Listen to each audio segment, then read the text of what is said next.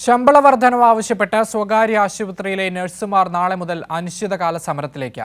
Minimum വേതനം 40,000 രൂപയാക്കുക എന്ന ആവശ്യവുമായി യുണൈറ്റഡ് നഴ്സസ് അസോസിയേഷന്റെ നേതൃത്വത്തിൽ സെക്രട്ടേറിയറ്റ് മുന്നിലേക്ക് മാർച്ച് സംഘടിപ്പിച്ചു. നിരവധി പേരാണ് മാർച്ചിൽ പങ്കെടുത്തത്. മിനിമം വേതനം 40,000 രൂപയാക്കുക, ESI, PF പരിധി ഉയർത്തുക, കോൺട്രാക്ട് സംവിധാനവും ട്രെയിനിംഗ് സംവിധാനവും നിർത്തലാക്കുക തുടങ്ങിയ ആവശ്യങ്ങൾ ഉന്നയിച്ചാണ് യുണൈറ്റഡ് നഴ്സസ് അസോസിയേഷന്റെ നേതൃത്വത്തിൽ മാർച്ച് സംഘടിപ്പിച്ചത്.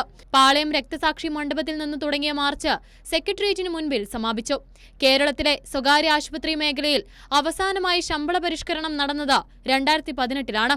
പിന്നീട് 7 വർഷത്തോളം സ്വകാര്യ മേഖലയിൽ ശമ്പള വർധനവ് ഉണ്ടായിട്ടില്ല.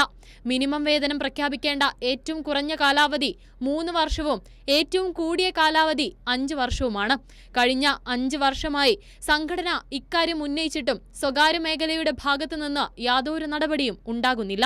2023-ൽ UNA നടത്തിയ ശക്തമായ സമരത്തിന്റെ ഭാഗമായി ശമ്പളം പരിഷ്കരിക്കാൻ ഉത്തരവിട്ടെങ്കിലും നാളിതുവരെ പ്രഖ്യാപനമുണ്ടാകാത്ത സാഹചര്യത്തിലാണ് പ്രത്യക്ഷ സമരത്തിലേക്ക് ഇറങ്ങിയത്.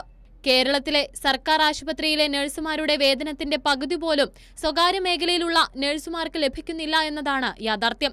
കേരളത്തിലെ സ്വകാര്യ ആശുപത്രികളിൽ വൻകിട അമേരിക്കൻ കമ്പനികൾ വൻ നിക്ഷേപം നടത്തി ആരോഗ്യ മേഖലയെ സ്വകാര്യവൽക്കരിക്കാൻ ശ്രമിക്കുമ്പോൾ ഭൂമിയിലെ മാലാഖമാർ എന്ന് വിളിക്കുന്ന നഴ്സുമാരെയും അവരുടെ ദൈനംദിന ജീവിതത്തെയും കാണാതെ പോകരുത്.